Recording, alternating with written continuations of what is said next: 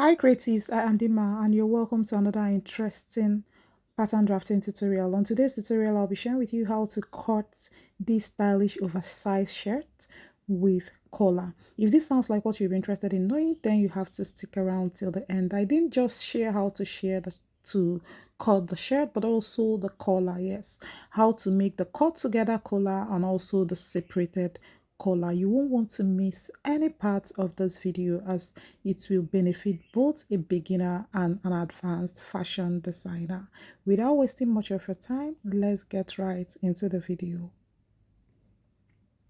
So to make this pattern, I started with my pattern paper. I just had to draw a line at the starting, just like so. So the next thing to do is to take your shoulder measurement divided by 2, and then I had to go ahead and rule my vertical line. The next is to take the basic neckline of 3 by 3. You can use 3.5 by 3.5 if your client is big. So now this is how I connected the points for the neckline. So now I sloped the shoulder by 1 inch and I connected to the neck as well. The next is to take the bust measurement divided by 4. I like making my basic pattern before I start altering to whatever I want to do, if you have noticed. So this is the bust measurement divided by 4.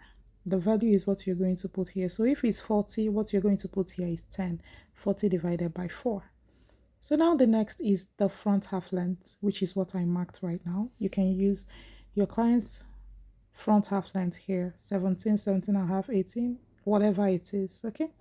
So now I wrote it waist because of course that's the waistline. Now the next thing to do is to go ahead and take the top length. So what I marked here is 22, 22.5. So feel free to mark the length you want your top to have. It can even be a cropped top. So now I wrote shirt length, SL. So now the next is to go ahead and take other measurements. So what I'm taking here is just the hip measurement. So that is what I used there, okay? I just connected to the waistline.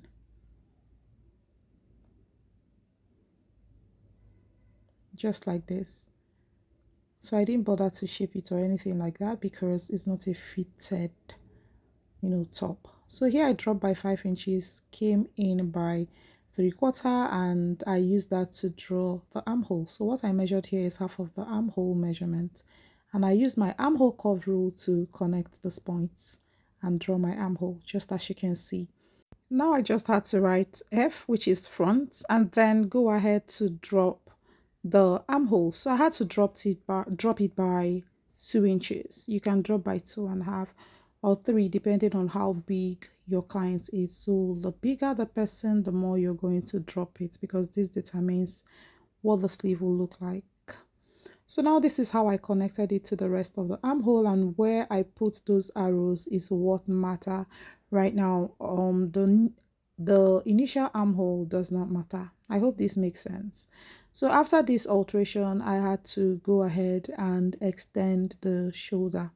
Okay, I extended the shoulder line by about 5 inches, 1/4 inches. So now the next is to go ahead and mark this point so that I have a straight vertical line. I hope this makes sense. After marking that 5 inches, extension for the shoulder line, I had to get a vertical line like this by measuring from the fold of the paper. So now what I measured here is 8. I measured 8 because the measurements I am using, the biceps of the measurements I'm using is 12.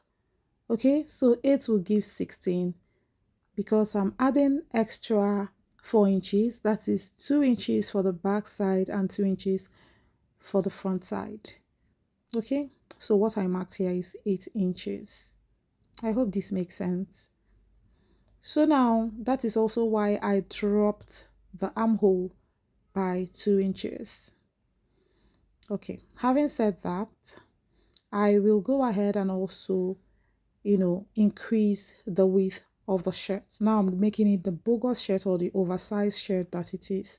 What I'm also adding here is 2 inches. If you have questions, feel free to ask in the comments and I will be responding to them. So now this is the 2 inches that I added, and I had to connect this 8 inches to it. As easy as that. So this armhole is a guide for where the sleeve will also start curving from. I hope this makes sense, but if you have any question, please ask. So now you see this is 6 and what I added is 2 inches because the biceps that I used is 12. Half of it is 6 and I added 2 extra inches to make it 8 for the opening of the sleeve area. I hope this makes sense, but if you have any question, please ask me in the comments. I will respond to them. So now this is the extension of 5¼ inches. So note this because when we are modifying the sleeve, this will be so important. And the armhole is a guide to curve the sleeve. So now I will have to go up here by 1½ or 2 inches, just as you please, but I had to go up by 1½ inches and just took that curve for the hem of the skirt. Note that your shoulder extension does not have to be 5. You can make it 2, you can make it 3. It depends on how extended you want your shoulder to be. We are just trying to replicate what is on the pinned picture, if this makes sense. So now I dropped here by ½ inch and I connected like this because there will be the back. Yes, I'm going to use this same pattern to cut the front and the back. So that's the back neckline. The next is to go ahead and cut out the pattern. And then we'll progress to, cut out the main patterns and I will show you every other thing you need to see. So I already have a basic sleeve drafted that I always use, okay, when I'm making pattern to make it easier. So what I measured here is 8, and because of that, the biceps of the sleeve will be 8. Please check the link in the description to know how to draft your basic sleeve pattern. So I had to, you see how I moved that sleeve so that the biceps will be 8. So after that, I had to draw out or carve out the sleeve, just as you can see. And you can see this 5¼ that is what I'm going to measure down from the cap right now. So I'm going to measure it down and mark. And I had to get exact measurement by measuring it from the hem of the sleeve to get a horizontal line, perfect horizontal line. I hope this makes sense. So when I draw that line, watch closely because this is this final sleeve that I am marking. So now this is the sleeve length. I took the sleeve length of about 16 inches. Okay, watch closely, and I'm just trying to get a perfect horizontal line by measuring from the hem. I hope this makes sense. So now having done this place I'm shedding will go out and the lower part will go out. All we need is the middle. By so doing, you have removed the initial length that we added to extend the shoulder. So now I just curved it like this to taper the sleeve a bit, right? So I had to go in there by 1 inch and connected towards the biceps, and I had to cut it out. So this is our new sleeve pattern, and that is what we will be joining to this part. Please, if you have any questions, ask in the comments and I will respond to them. So after this, I am going to go ahead and cut out. So what I'm cutting first is the back. So I'm cutting the back by placing this paper on fold and then pinning it down. Please, if you're cutting on fabric, this is exactly what you would do. The only difference is that I did not add any seam allowance. These are seamless patterns. So when you're cutting on fabric, please do well to add your seam allowances where I am pointing. Yes, the appropriate seam allowance of ½ inch all through. You can use ½ inch all through for this back because even the side you don't need much seam allowance. So now the next is to cut out this neckline like this because we are going to cut the front pattern. Now watch closely. I had to fold the paper again, but this time I will move the pattern inward by about ½ inch. Yes, that is the overlap, the front overlap for the button. Please, it's not the seam allowance for that area. You are still going to add extra 1 inch that you used to fold in, or 1½ inches that you used to fold in where the buttonhole and the button will be. This is just the overlap, so it's not seam allowance, and that is why I added it. As I said earlier, I don't add seams to my pattern. So I make seamless pattern so that when you're cutting on fabric, you know that you are adding your seam allowances. So having said that, this is the dotted lines are the extra ½ inch that I added for the overlap, and I had to cut it open like this because of course the front is open where the button will be for the shirt. So this is what I have for the front, and this is how it is going to overlap. And I say again, this is not the seam allowance for folding in for the button or the buttonhole. This is just the overlap.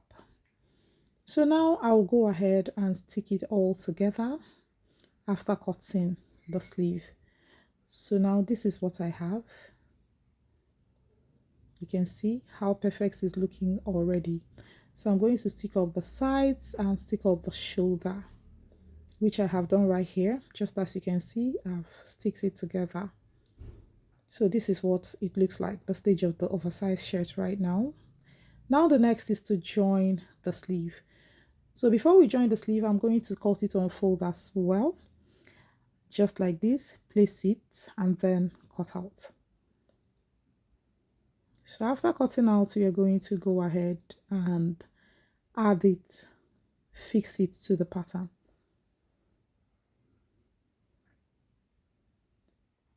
Note that when you're cutting this on fabric, you're going to put your seam allowances. Definitely not on the fold of the shirt sleeve because that place is closed. You're just going to, put the seam on the underarm. So this is what the shirt will look like. Of course, the sleeve will be on both sides of the hand. This is in an illustration, so I had to make do with one sleeve, but I know it's making sense. So what I'm doing now is just to measure around the neckline from the center front around to the back neckline to the other side of the center front. I hope this makes sense. So just measure around the neck so that we can draft our collar. I actually did not know it wasn't showing. Okay, so just measure around the neck. So by the time I measured all through, what I got was about 20 inches. So I had to mark 10 like this because this paper is on fold. So I marked 10, which is 20 in when you open it up. So what I had to take here is 3 inches. So after marking the 3 inches, I had to go ahead and draw my horizontal line and cut out. So after cutting out, the next thing to do is to mark what the height of the sleeve of the collar is. Now you know that this is actually the first part of the collar that joins to the main one that rolls over. So that is what I'm drafting right now. So measure about 4.5 inches or simply half of this, and then go up here by ½ inch and connect to this point that was marked earlier. So it's going to give a slight curve, just as you can see. And then I will cut out. So go ahead and mark. So what I marked here is 2 inches. So, I ensured that the 2 inches, you can see that it's taking a curve like the lower part as well. So I also have to curve this place. Aside what I'm saying, watch closely and you'll understand everything I did to achieve this. So now I have to trim out every part that is not needed. So I trimmed it out just like this, and this is what I have. So at this stage I felt 2 inches is too much for the height of this first part of the collar. So I had to trim it further to, make it 1.5 inches. Feel free to leave it at 2 inches if that is what you want, but 1.5 is fine. I just removed ½ inch. Now what I'm going to do is the final part of the collar, the part that rolls over. So now this is how to do it. Place your paper on fold like this and pin it down. So when you pin it down, you're going to do some markings. So you're going to come in here by about 3/4, and then you can see me drawing that line. Now you have to go up here by about 3 inches. Okay, you know that this part is going to roll over. So you're going to mark 3 inches and then connect this point. So this is how you would do it. So this part will be extended further because it's going to take a slant. I hope this makes sense. So this is about 3/4 inch from that end. So what you do now is to go ahead and connect it like a slant to this part of the collar. And yeah, you go ahead and cut out. So this is the 2-part collar. So if you want a 2-part collar, go ahead and use this. But if you want all-in-one collar, this is what you're going to do. Just join this together, just as you can see, stick it together. Please don't mind the paper I'm using.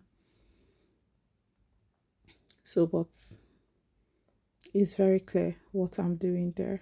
It's a remaining from a pattern paper I used. So that's how to join it and trace it out and cut it out. So these two collars are the same. So one is all in one and one is separated. Feel free to use the one you prefer.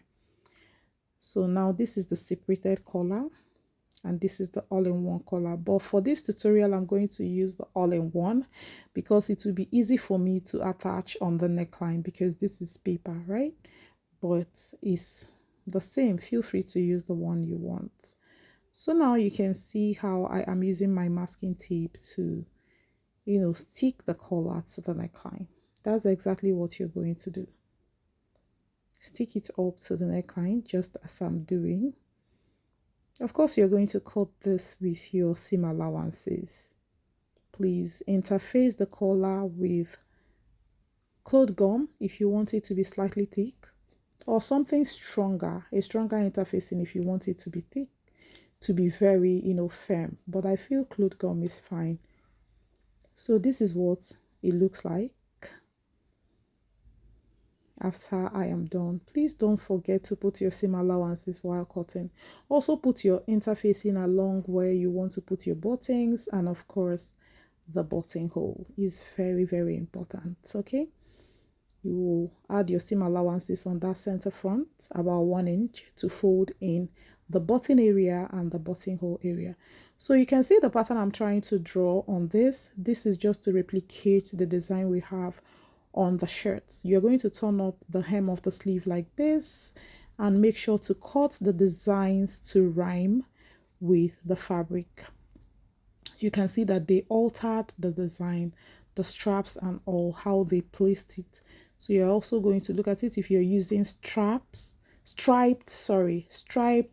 design fabric to make the shirt, and if you want to get exactly what we have on the pin post. So at the end of the day, this is what I got, and I hope you enjoyed this tutorial. If you did, give me a thumbs up, like, comment, share, and turn on your notification bell to be the first to know each time I upload my videos. Here on the channel, I share lots of pattern drafting and sewing tutorial videos you would definitely be learning from. Thanks for watching, guys, and thanks for always stopping by to watch my videos. I love you all, and of course, I will see you in my next one. Bye.